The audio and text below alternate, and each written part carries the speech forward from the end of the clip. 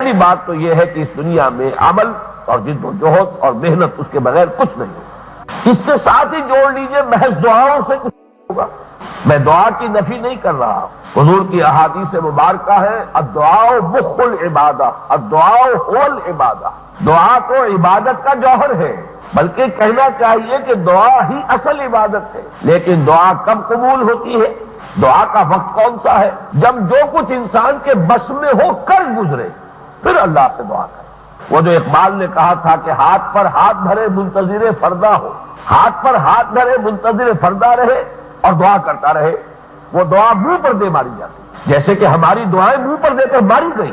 سن 71 کا تصور کیجئے، کتنی دعائیں مانگی گئی قنوت نازلہ مسجد میں فجر کے بعد، لیکن معلوم ہوا کہ وہ دعائیں ہمارے منہ پر دے ماری گئی۔ تم اپنے لچھن دیکھو، اپنے کرتوت دیکھو، جیسے کہ قرآن مجید میں اہل کتاب سے خطاب کر کے فرمایا گیا لستم علی شیء حتی تقیموا التوراۃ والانجیل وما انزل الیکم من ربکم، کوئی حیثیت ہی نہیں، کوئی مقام ہی نہیں، ہم سے مخاطب ہونے کا تمہارا منہ نہیں جب تک کہ تم قائم نہیں کرتے تورات کو اور انجیل کو۔